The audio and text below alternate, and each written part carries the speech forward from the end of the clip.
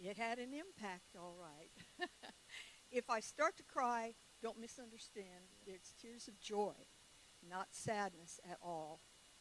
But honoring your parents, I just realized last week that everything God tells us to do or not to do is for our good.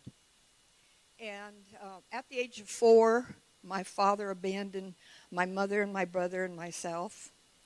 And so I didn't see him for years and years.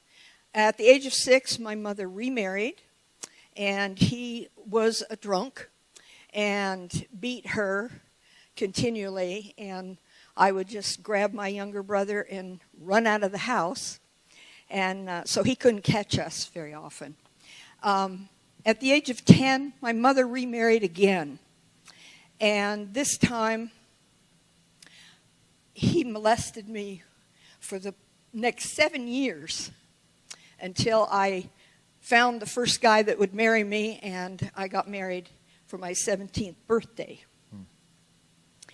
And so at 28, I became a Christian, and I was so hungry for Jesus. And I went to every Bible study, and I learned all that I could learn as fast as I could. And the thing that I needed to do was to forgive. So I worked on forgiveness. Now, it took a while. It took a long while and a lot of prayer. But God's grace, I was able to forgive and walk in peace and compassion. And then, you don't know this part, when my own daughter was 10 years old, that same person violated her over and over again. So all the rage and the anger and the hate that I had dwelling inside me before returned with a vengeance. Now, I'm a Christian. You're not supposed to feel that way, right? Well, I did. And it was a long, hard road again, but I forgave.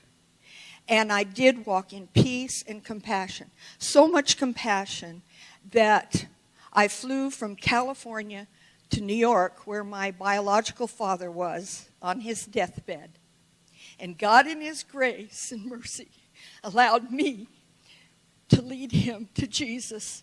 And he died 2 days later.